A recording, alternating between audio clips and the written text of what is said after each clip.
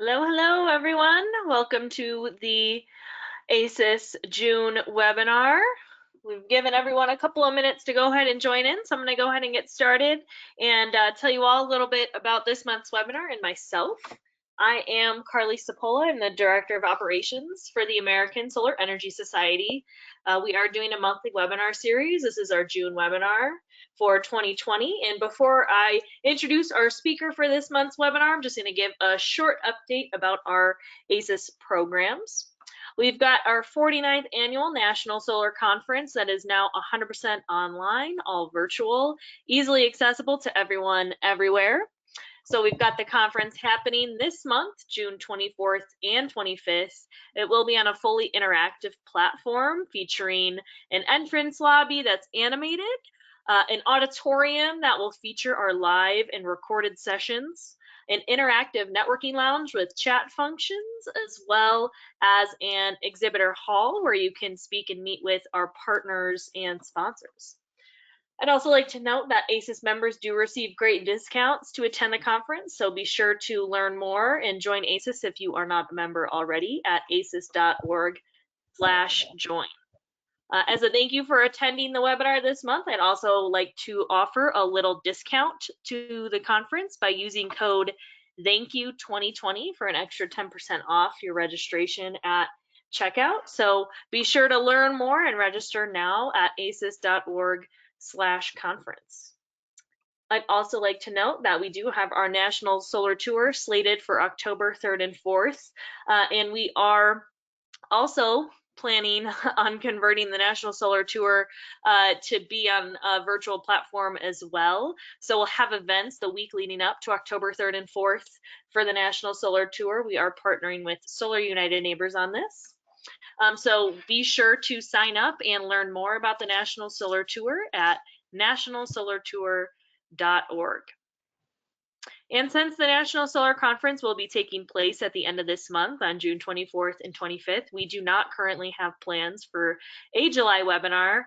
So be sure to check out our events page for a list of webinars from our chapters and partner organizations at ases.org/ASES events. Please also consider donating to ASES if you're able to during this time to support our programs at ases.org/donate. I'll be sure to place all these links in our chat room when we get started for the webinar today. So Lau, let me introduce our June webinar presenter this month, Nate Adams.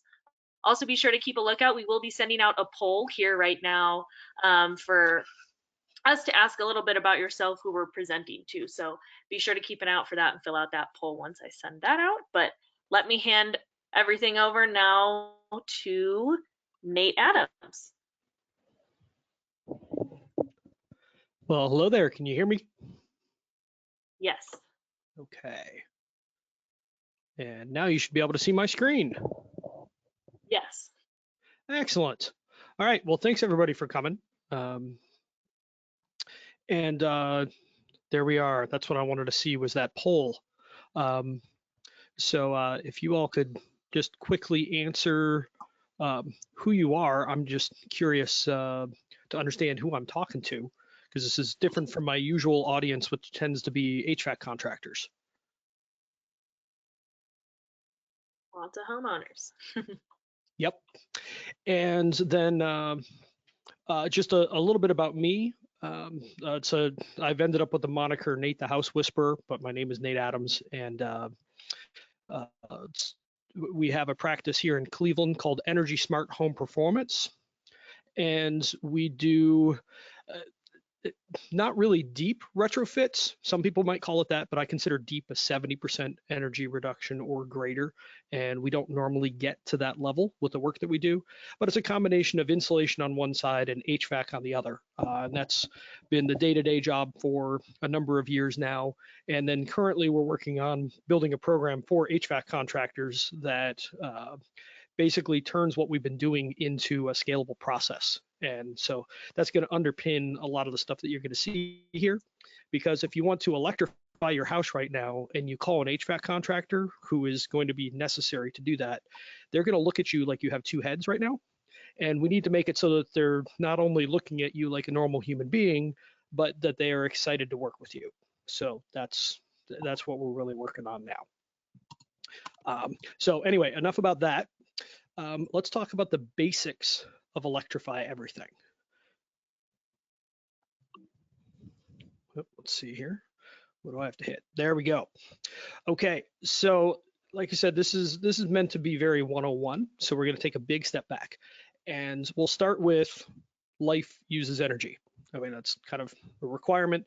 You're sitting here on a computer using power, on internet that uses power, and we have two different ways to do that. We can fuel it with fossil energy, or we can use carbon-free energy. And this is something that we've been, I don't know, just excited to work on. We pulled our first gas meter back in 2014, so we've been doing this for a while. And if you want to run on carbon-free energy, basically the choice right now is electricity, at any kind of scale. Yes, you could mention hydrogen, but that's not going to be something that's common for probably at least a couple decades, if ever. But electricity, everybody has to their house right now, and it can be generated cleanly with relative ease. I mean, particularly as we're seeing right now, I don't know if anybody has followed, but the UK has been running without coal for just shy of 2 months now. I think today is day 58 or 59. So pretty wild that that's happening. The UK has shifted really fast. One other note, so the first step of Electrify Everything in my mind is to go buy clean electricity. So this is a blog that I wrote a couple years back talking about how to do it in Ohio. So every utility is going to have their own way of doing it, but we highly, highly encourage everyone who is curious or passionate about clean energy to go figure out how to, basically it's buying RECs, renewable energy credits, but it's at least helping point your money towards paying for a turbine or a solar panel somewhere. And what's nice about this is if you've got a house where solar just isn't an option, and that's a good chunk. If you have a lot of shade on your roof or your roof faces the wrong direction, this can work for you. If you rent, you can go buy clean energy. If you're going to move soon, so you don't want to put out the expense of buying solar or doing some of the other stuff that we're going to be talking about today, you can also go buy clean energy. So we highly, highly recommend doing this. And then this post was me doing what I recommend to everyone else, which is once you figure out how to do it, write a blog about it, take screenshots and show how you did it. Because that's the first step. So that way all of your energy is coming from a clean source. Okay, so taking a step forward here, critical thing about Electrify Everything that I don't see talked about enough is the reason to do this is because it makes your life better. So if you are looking to electrify, your car, your house, whatever in your life, your lawnmower, don't do it just for climate or clean energy reasons. We highly, highly recommend look for things that bother you about the current experience that you're having with what you have now, and look for something that you would like to be better about that. Great thing about this is in the last 10 years, everything electric has gotten awesome. So 10 years ago, if you wanted an EV, your choice was basically a $150,000 Tesla Roadster. There wasn't anything out there to speak of. The current generation of heat pumps was only coming online 10 years ago. There's all of these things where now your life can actually be better with electric options. The electric options almost across the board are either equal to, or in many cases better than, their fossil fuel counterparts. So again, look for what you want to do to make your life better. And the main reason behind this is you want to spend enough to get a good experience. Like we've seen some clients electrify but not go for a top of the line heat pump. And in a cold climate, I'm in Cleveland, this is a fairly cold climate, you really want to go towards the higher end of the line. But if you don't have some problems to solve, if there isn't something you're trying to improve, you're going to tend to penny pinch a little bit more. And it's important to spend enough to solve the problems that bother you. So that's why I say make sure that you do it because it makes your life better, not just for climate reasons. Okay, two big energy users in our lives that we have direct control over. There's our houses and our cars. So I'm going to touch briefly on cars, and then most of this will be on the house. So electric cars, hopefully everybody here is fairly familiar with them. Tesla has made them very, very common recently. And then there's also the Chevy Bolt, which is a pretty good choice.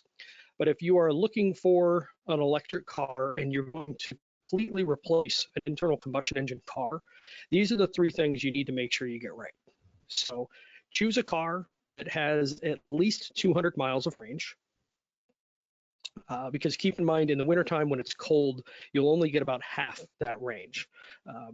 And you can always buy something half electric, like I personally bought a used Chevy Volt. And so about half my miles end up being electric, but I just didn't feel ready to plunk down the money for a brand new car. So I bought a used one instead. So that's something you can do. But since that has a gas engine as backup, I'm not worried about range. But if you're going to replace a internal combustion engine car and it's a main driver, look for at least 200 miles of range. Look for one that has a good fast charge network. 6 months ago, this was a major problem. Even a year ago, this is a major problem. Electrify America is at least coming up fast, where until now, basically a Tesla and the supercharger was the only good path for completely replacing an internal combustion car. And then the last piece is you need to figure out how are you going to charge in your garage. So if you're going to do one car, a 50 amp line can be really helpful. If you are planning to switch to EVs entirely in the future, if you're doing any other electric work in the house, have a 100 amp sub panel run to the garage. And then you'll be in good shape. So like, for instance, if you're going to have solar panels put on your roof, the electrician is going to be there anyway. Try and figure out how you run extra power to the garage. All right, enough on cars. So let's talk about our houses. So if we're going to electrify everything in your home, there are 4 main fossil fuel users in homes. So there's a couple of other ones besides this, like a fireplace or something like that, but these are the big ones. So there's cooking, there's drying your clothes, there's heating your water, and there's heating your house, heating and cooling technically. And these are in order of how much energy they use. Cooking doesn't use very much. So let's go through them step by step. So for starters, let's talk about induction. And I kind of wish I could ask questions here and hear back from you guys. So if you want to chat, who here is familiar with induction, or more importantly, who has it? So induction cooking, if you haven't heard of it, it uses magnets instead of resistance. So where if you ever used an old school electric cooktop, they kind of stink to work on. They heat up slowly. When they do heat up, they're too hot. It's easy to burn stuff on them. It's not a nice experience. So a couple of things that most people really like about gas is you turn it on and it's on instantly. And then if you want to turn it down, it turns down instantly. Induction works exactly like that. Turns up and down very, very quickly. It's very controllable. And unlike gas, it can turn a lot lower. So my business partner, for example, he likes honey, and particularly his fiance. So they will have some honey sitting around that will start to crystallize. So what he'll do is put a little bit of water in a pot and put it on his hot plate and set it on the lowest setting, and it will decrystallize that honey. Don't try that on a gas stove. You're going to burn it pretty bad, but that at least gives him an option. So it's fast, controllable, turns down really far. Another nice thing about induction is that it's very easy to clean. So this is just a hot plate, but obviously there's full stoves. That's what I have. And the full stoves look like an electric cooktop as well. It's all glass on top. And so that's really easy to clean. So if you spill something, you just wipe it off. Because induction only heats the pan and it doesn't heat the surface hardly at all, if you spill something onto the stove right next to the pot, it usually doesn't burn on there. It's only if the pot's been on there for a long time and the surface is hot from conduction. But very easy to clean, which is nice. And then if you have a question, which I didn't put on here, which is, will my pans work with it? Not every pan will work on induction. It has to have some kind of ferrous metal in it. And there's an easy way to test. Find a magnet, any magnet, and put it on your pans. If it sticks to the pan will work on induction. If it doesn't stick, it won't work. So you may or may not need to buy new pans. Sometimes as an excuse, I was tired of our pans and we got a nice set, and it was nice to have all new pans after kind of hacking them together earlier in our marriage. Quick question. Sure. What's the price difference between like a nice commercial gas stove and a new induction cooktop for a kitchen? Oh, that's a great question. They're actually quite similar at this point. So it depends, but if you go high in the line and you're talking $3,000 to $5,000 stoves, induction and gas are basically the same price. Mm-hmm. If you go lower line, so the least expensive full induction stove you're going to find is in the $800 to $1,000 range, and you can find a $500 gas or electric stove, standard electric. So it costs a little bit more to jump to induction, but when you're looking at even the low-end induction stoves, they're fairly high feature. So like it used to be a major price difference. The one that I bought was $1,500 3 years ago, and the same one is $900 now. Okay. So they're in line. It may cost a couple hundred extra, but it's not double. Yeah, in the case of comparing a hot plate and a cooktop, it looks like someone's just asking, do you recommend one over the other? And do you have recommendations on a specific cooktop? As far as cooktops go check consumer reports or look for reviews. Mm-hmm. And actually the same goes for the hot plates. The hot plate we liked for a long time was called a New Wave, but I don't know that that's still on the market. But one recommendation for getting one of these is don't buy a $40 or $50 one. Push closer to $100 and look for one that has good reviews, and you'll get a much better idea of what the experience is like. Some of the cheaper ones don't truly modulate up and down. They're still on and off. And you want one, that'll give you 10% power and 40% power and 100% power, not, 100% on in a burst and then off, if that makes sense. Okay, awesome. And it looks like we've got quite a few people that are familiar with induction but don't own it. Oh, cool. Okay. Well, this is the place to start. And the last point might move some people a little bit. But before I go there, oh shoot, you know what? I hate it when you lose your train of thought. My train of thought just disappeared for a second there. So I'll finish the healthier point. Oh, no, gotta love it when you're wild like this. So the key thing about cooking, which is a point that I didn't make, and this is absolutely critical, is this is the only place in your house where you probably have an emotional connection to gas. So when it comes to how your house gets warm, as long as it's warm, you usually don't care how it got that way. I mean, most people don't actually know how their furnace functions. They aren't going to know, is it a condensing one or a non-condensing? There's all kinds of questions they aren't going to know. They know when they turn the heat on and turn the temperature up, the furnace kicks on. So there's no emotional connection to space heating. There's no emotional connection to water heating. Where we do have an emotional connection is to cooking, and then actually also fireplaces. In fact, I should add a slide on fireplaces for the next time I do this. But if you can get over the emotional connection by seeing that you can get a really good experience, in fact, in a lot of ways, a better experience than gas, this is the toughest thing. If you can get over that, moving on to getting rid of your gas meter is a technical problem. It's not an emotional one, if that makes sense. Because the technical side of electrification, it's a little bit complicated. You have to do some thinking and some planning, but it's not that bad. But I've had several electrifications happen where the only thing that didn't get electrified was the stove. And that just strikes me as kind of funny. But I tried. And so that was where we started suggesting these hot plates. Last point on induction, though, these are healthier for a couple of different reasons.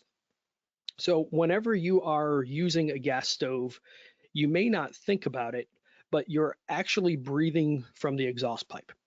All of the combustion gases that are coming from that stove, you're breathing directly. You're standing right above it as it's rising into you. So there's a lot of air quality studies that show that kitchen air quality gets substantially worse than legal limits in California, like 5 to 10 times as bad. There's lots of nitrous oxides. There's oftentimes a fair amount of carbon monoxide that comes off. If you ever notice that you feel a little bit funny when you're standing over the stove, it could be that. It isn't necessarily the heat.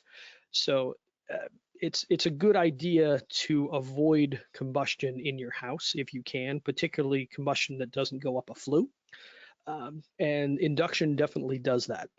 Another thing that's nice on the health side is whenever you're cooking, you really should have a range hood running that vents outdoors. That's by far best practice, because even when you do that, there's going to be times you're going to overwhelm the range hood.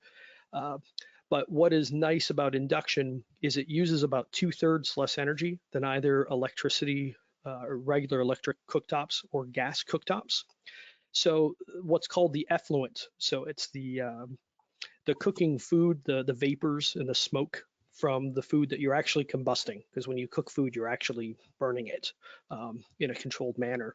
All of that is much less active with induction. So it rises more slowly and it's much more likely to get caught by the range hood. So there's a bunch of different reasons why induction is superior.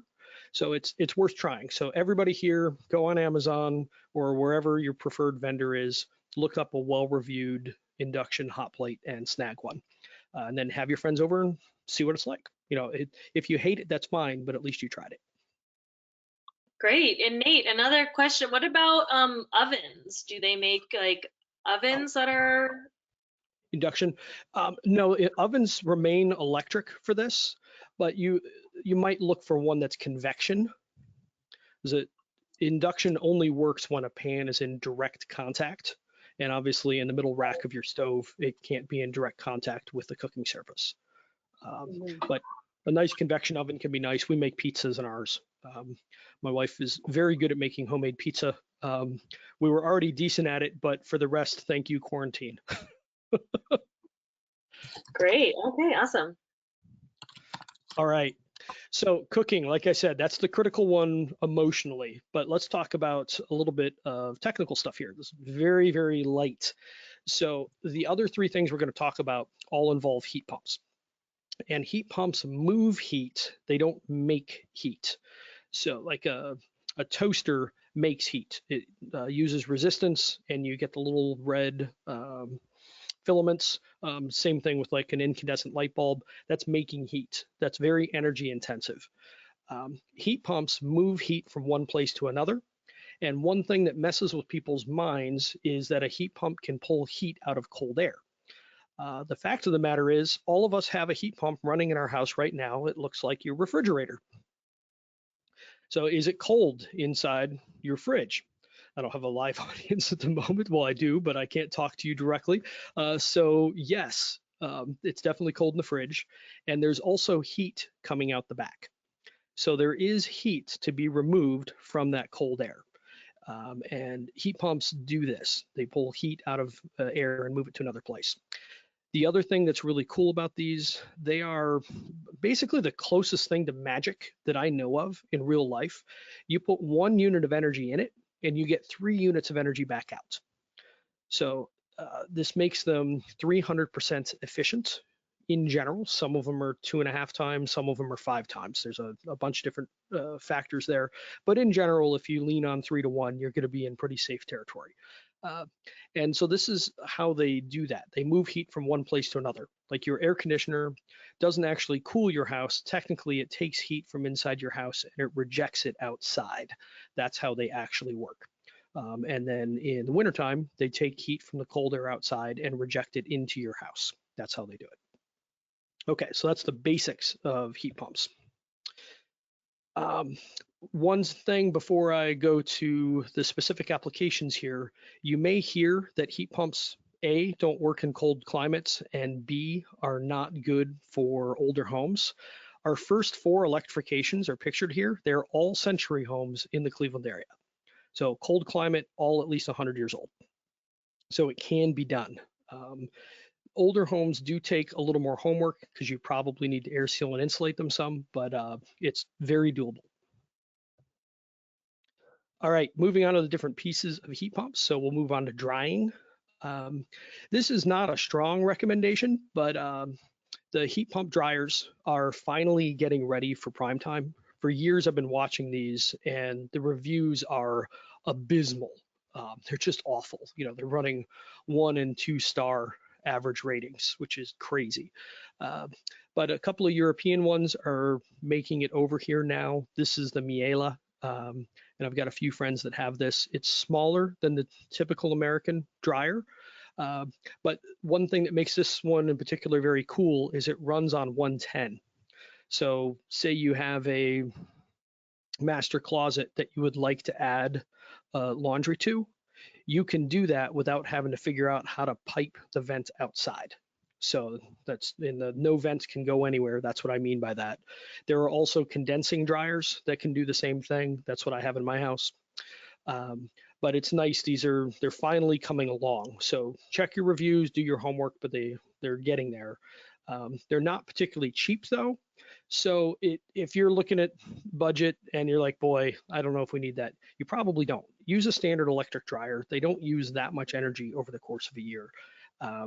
And particularly if you look used, you can get a used electric dryer in the $100 range in most places. So it's not that hard. So there's a lot of different ways to get drying done. The hardest part is usually actually getting the wire there. So your electrician is going to come in.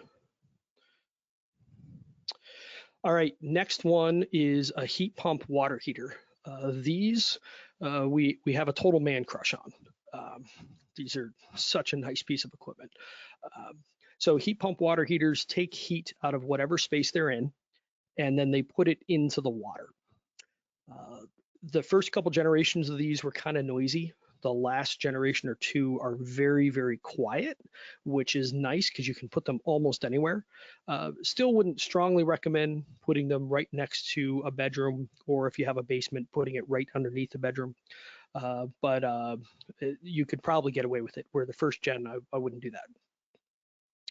They have very similar operating cost to gas. In fact, this one in particular that's pictured, this is the Ream, could also be a Richmond. That's 2 brand names for the same piece of equipment. These, in running the numbers, cost about $110 a year to run here in Ohio, and a natural gas tank costs about $150. So this is actually cheaper to operate, even though they're more expensive up front. And that's kind of a wild thing that just got crossed in this generation.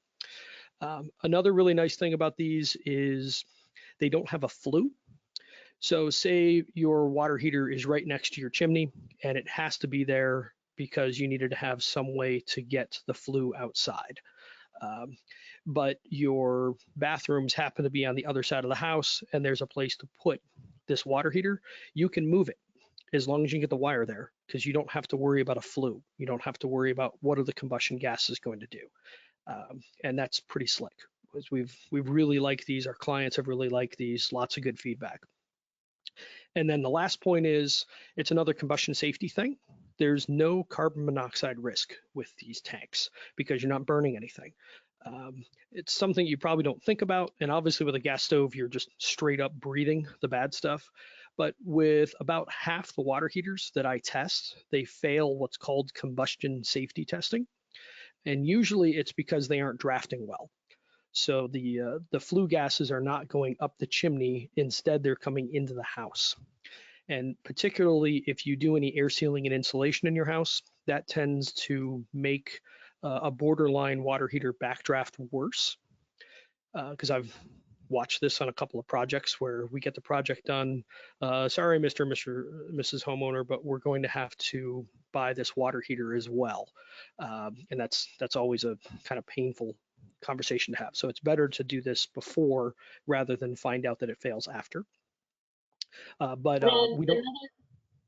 What's question that? On it looks like we got some more questions on Great. Price comparisons. Okay. Like the price of a heat pump heater and water heaters compared to regular furnaces and regular water heaters. Got it. Well, I'll start with water heaters and then we'll cover the furnaces in the next bit here. So this particular model is generally between $1,200 and $1,400 retail just for the tank, where a gas tank is generally going to be $350 to $500 for the cheap ones.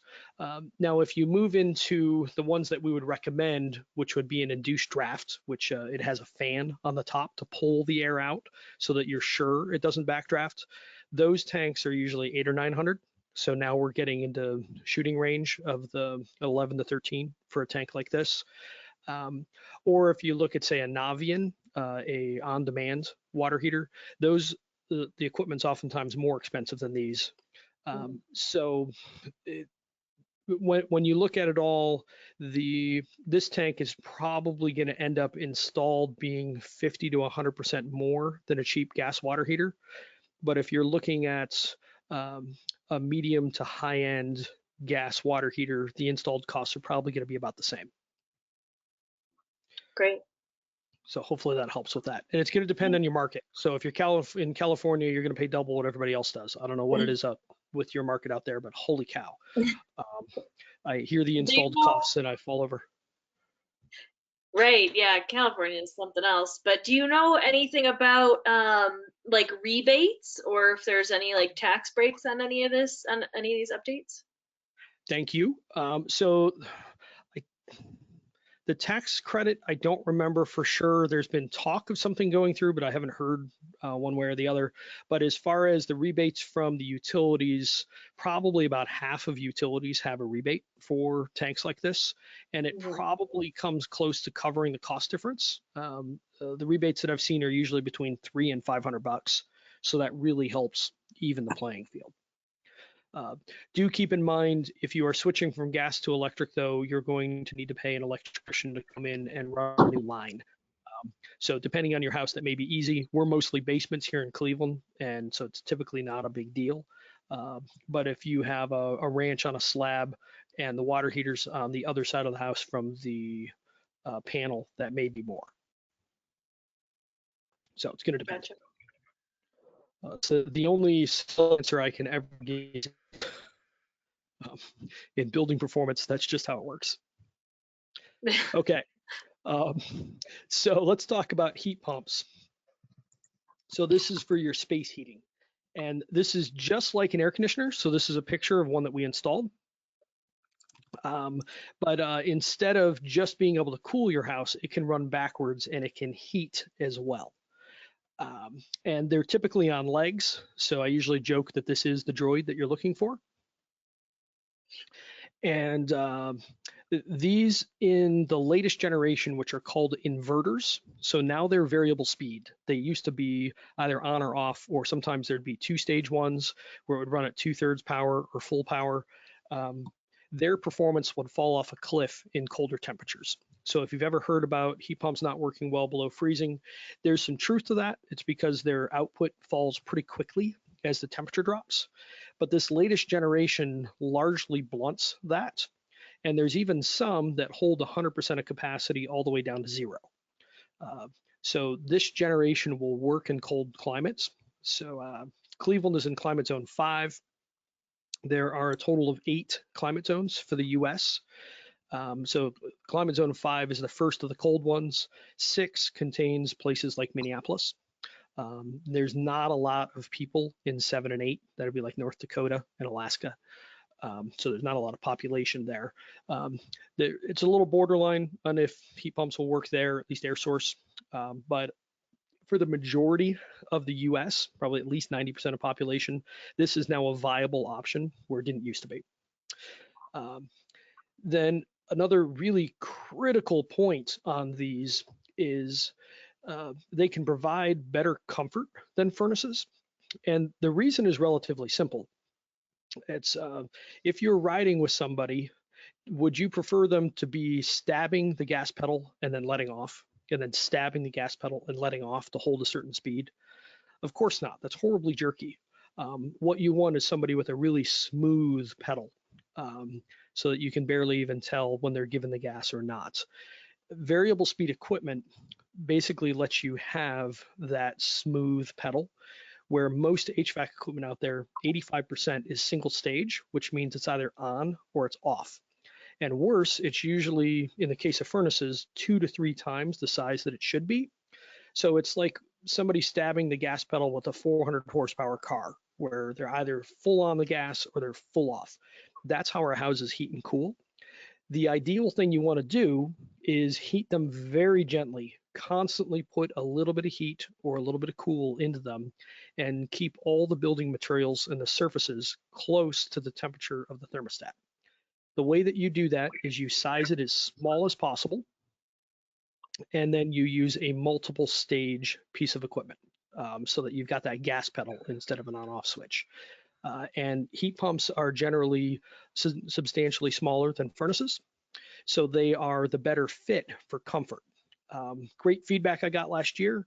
One client told me shortly after the install, "Nate, I feel like you installed a bunch of invisible radiators all over my house." She said 68 degrees used to be cold, and now it feels wonderful. So very happy with that piece of equipment. And it was actually another one just like this one. Now to the pricing question. So that's a very good question. This is why I talked earlier on about how important it is to figure out what things you'd like to improve in your life. So if you're looking at an air conditioner, almost every air conditioner has a heat pump model of the same piece of equipment, and it's not a huge cost difference at the supply house. It's usually $300 or $500. Then you usually need to buy a better thermostat as well. So in general, you want to expect probably nearly $1,000 difference between, say, a furnace and an air conditioner and a furnace and a heat pump. So that a furnace plus a heat pump is called a hybrid, because it will heat with either gas or electricity, depending. But if you're going to look at higher end equipment, the variable speed stuff, like I was mentioning, that is far better to look at. Well, it's going to be more expensive. So if you're looking at a heat pump versus a furnace or whatever type of equipment, the cost difference is not going to be that large at that point, as long as the contractor isn't pricing fear into it, which we see pretty often. Like, oh, I've never done that before, I'm going to charge 3 times what I would otherwise. We see a lot of that. But the actual equipment cost difference is not that big, $500 to $700, something like that, if you're looking at the same piece of equipment. Now, if you're looking at a low-end furnace and air conditioner, the kind of nationwide cost average we usually see is $6,000 to $8,000 for a pretty well-installed new furnace and air conditioner, basic, nothing, not a ton of bells and whistles. If you're going to move to high-end stuff, regardless of whether you have a heat pump or not, you're generally going to be looking in the $10,000 to $15,000 range. So what you have to justify is the cost difference between that $6,000 and $8,000 and the 10 and 15 for whatever your house needs. Does that make sense? Yeah, and we have a couple other questions. Great. So can heat pumps work with radiators? Kind of, sort of.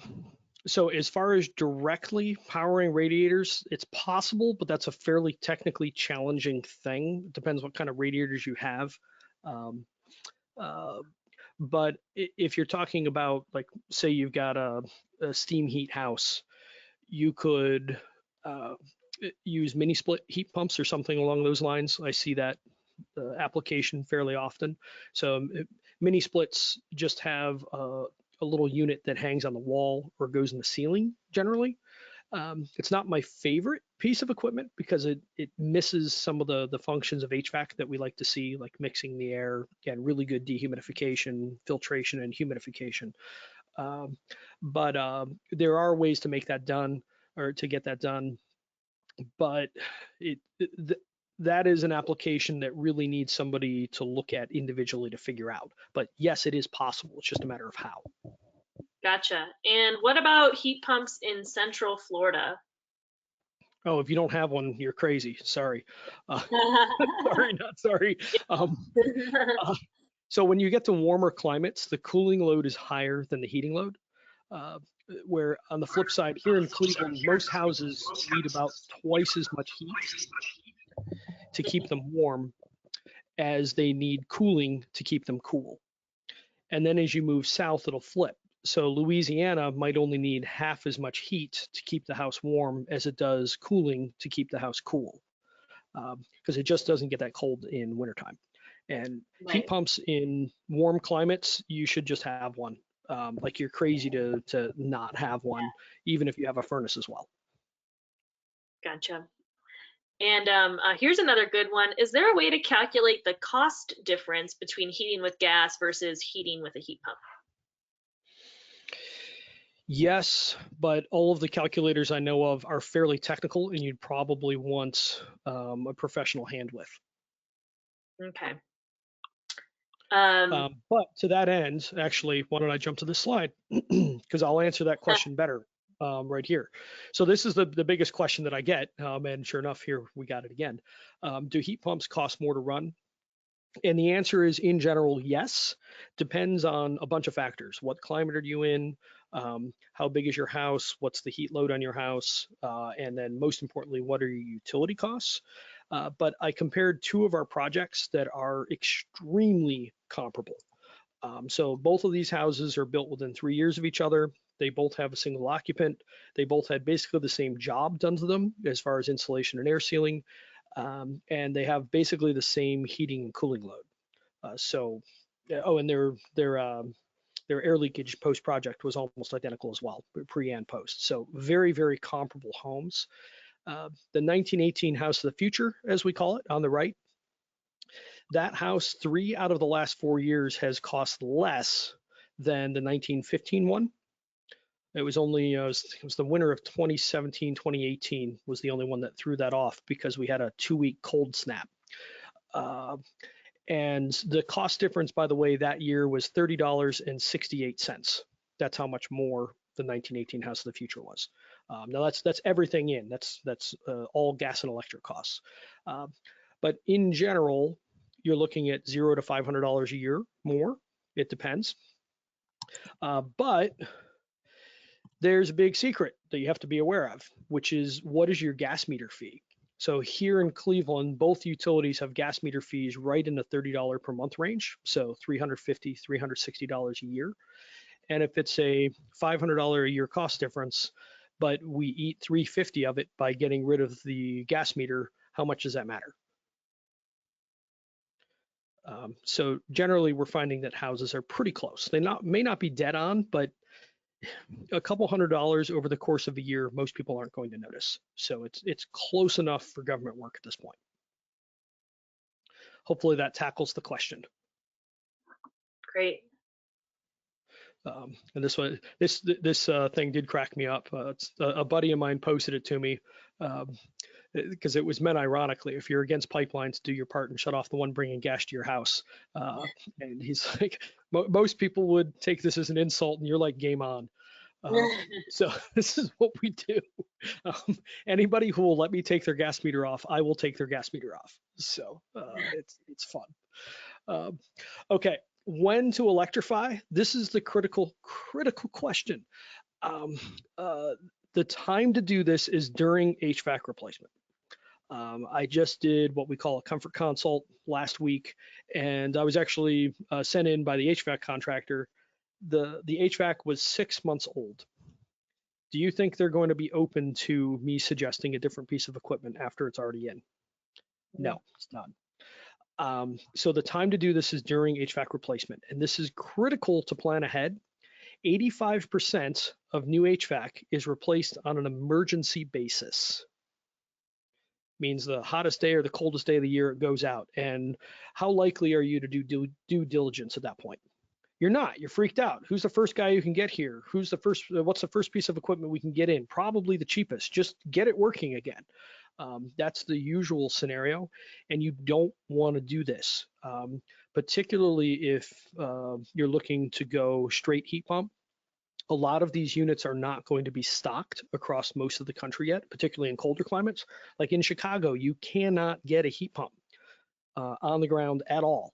If you're talking a standard unitary heat pump, which is like it'd look like a furnace. So this picture here is inside the house. This is the basement of one of the electrifications that we did. And so it looks like a furnace, it just doesn't have a flue line coming from it. There's no place for the gas fumes to go because it doesn't burn anything. But you really need to plan ahead on this. And so like this is something when, well, I would always suggest people to have a service contract, have somebody look at your HVAC about once a year, maybe twice, and get an idea, like, is it 15 years old? Is it 20 years old? If it's getting to be time, then do your planning, figure out what piece of equipment you're going to buy, and then when it dies or before it dies, pull the trigger and put in the right piece. But I can't emphasize planning ahead on this enough. Otherwise, you're just going to get something. And to put like kind of a key time frame on it, if you replace something this year, it's not going to be due for replacement until 2035 or 2040. So that's a long time out. So this is the chance to do it if your house needs HVAC. So say it's like a 200,000 mile car, it might die tomorrow, it might die in 5 years, you don't know. Plan for it now, be budgeting for it now, figure out what you need. That's an important thing. Okay, enough on that piece. This works best in tighter homes, which you would test with a blower door. And so the houses that are tighter, that don't leak as much, take a lot less to heat and cool. And so it's really critical to size your equipment well to have a blower door test done. Otherwise, you're really kind of guessing at what size piece of equipment it needs. But if you look at the blower door and the energy use, I can land almost on the head of a pin of what that house needs. And then it's also important to note that almost any house can be tightened. So if you need to air seal something, it's doable. It's just a matter of how and what budget. Before I move on, are there any other HVAC questions coming in, Carly?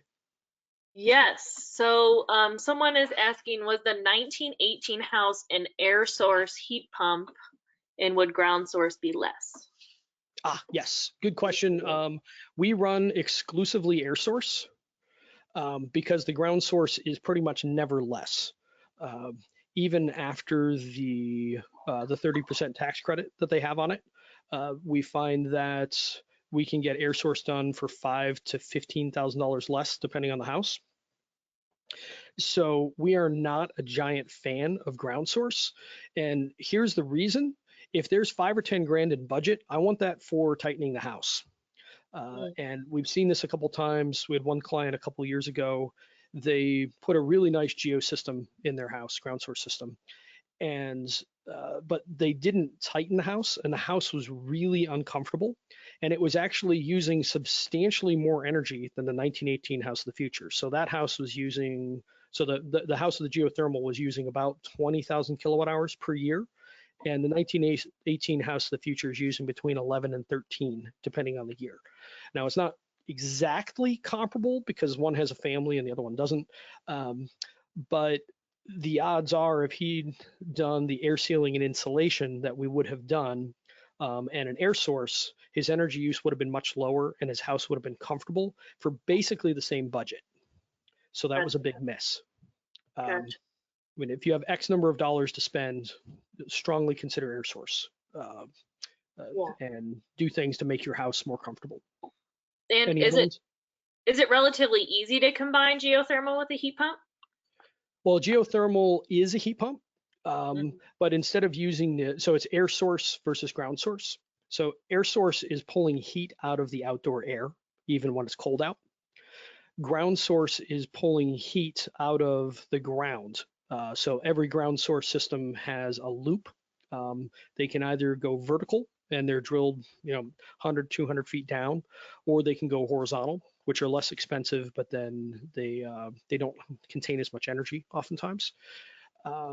So either heat pump is pulling heat from a source. The ground source or geothermal is pulling it from the earth, and an air source is pulling it from the air, if that makes sense. Gotcha. And then one other quick question, what proportion of the install jobs for water heaters and the heating systems and everything goes to electricians versus plumbers in that case? Good question. The HVAC guy that I work with does his own electric work, so it's just included in there. Probably most of your decent sized HVAC operations are going to do their own electric work. But the thing that can kill you on electrification is if you have a 100 amp service, it's really best to have 200 amp to do this. And upgrading from a 100 to a 200 amp panel is usually somewhere between $2,500 and $5,000, depending on your house. So that can be a big bite. But in general, the other stuff, $500 to $1,000 probably for the electric work for the most part. If you're just breaking it off separately, it may be a bit more if you're paying an electrician separately as opposed to just having it included in the HVAC price. Gotcha. Great. Okay. So 3 things everybody can do. First off, go figure out how to buy clean juice. Do it right now, and then write about it and post about it for how you do it with your utility or your state or whatever it might be. You can always use something like Arcadia Energy as well. If there is no offering in your area, there's always something you can do, or you can buy solar. That's always an option too. And then the second thing you can do is never buy an air conditioner again. So I wish that I had everybody here to chant after me. I will never buy an air conditioner. You get a heat pump instead. So a heat pump is an air conditioner, but it also heats. So it does both. So always ask for a heat pump moving forward. So even if you do a hybrid and you stack a heat pump on top of a furnace, so say you have a new furnace, but your air conditioner is older and the air conditioner conks, you can put in a heat pump now. And if you run that heat pump relatively hard, so say you have it do the heating for the house down to 30, 35, 40 degrees, something like that, you can drop your gas usage by 50 to 90%. And that's one that really kills me, because basically for $500 in cost installed, $500 to $1,000 extra, we can drop fossil fuel usage 50 to 90%. We talk about something that should be easy to do, but it's not. Like I said, in Chicagoland, you can't even buy a heat pump, which is wild. And then the third thing is buy an induction hot plate, because that's kind of the gateway drug to electrification, if you will. And that's what I've got. So 2 little calls to action if you want to go further. I had bought electrifyeverything.net a couple years ago, and I finally populated the site. I pulled a bunch of resources together. So like the 2 case studies that I talked about, those are on there. There's a lot more information on the different types of heat pumps. There's a bunch of resources. If you really want to go wonky, you can dive deep. There's just a bunch of different stuff on there to get yourself comfortable. So electrifyeverything.net. And then we've also created a Facebook group that's pretty active. It's just look for Electrify Everything and join us. And that's heavy on nuts and bolts. That's what we talk about there. Great. We have a couple last minute questions coming in. Do you have any experience pairing downdraft ventilation with an induction cooktop? Is this sufficient? It can be, yes. In fact, I was genuinely surprised. Lawrence Berkeley National Labs put out a study 2 years ago or something like that, and found that downdraft was shockingly effective. So you're going to have to run very high flows to do that. But yes, it's possible because there are a lot of kitchens where the range is, on an island in the middle of the room, and there's no good way to vent that outdoors. So that's reasonably effective. It's not perfect, but if that's your option, go for it. Great. And then we got a lot of notes from people saying nice job and thank you. Does anyone else have any other questions for Nate before we sign off? You can send them into the Q&A here. But Nate, I want to thank you so much for doing this webinar with ASES this month. It's been great having you and a really great learning experience. Do you have more information online as far as fireplaces go on your website and kind of how the change from gas to electric works with the fireplace? Yes, I think I do. So that's actually going to be on a different website. So I wrote a book called the Home Comfort Book. And the website for that is, like you see my avatar there, NateTheHouseWhisperer.com. Great. And there's a store there, and there's an Electrify Everything section in the store. Yeah, but the short version of that is look at the Optimist. So it's OPTI, and then it's spelled funny, MYST, Optimist fireplace. Okay. And they look really realistic, kind of shockingly so. But they don't put out heat. They make a version that does, but it looks enough like a fire that until somebody goes and stands next to it, they might not notice. Right. Cool. Awesome. Good to know. And yes, we are recording this webinar right now. We will have it available for everyone in the coming week or so. So keep an eye out in your email. Sign up for the ASES email list if you haven't already at ases.org. I'll also be adding you all to the list since you joined our webinar today to be sure that you do get the follow-up email.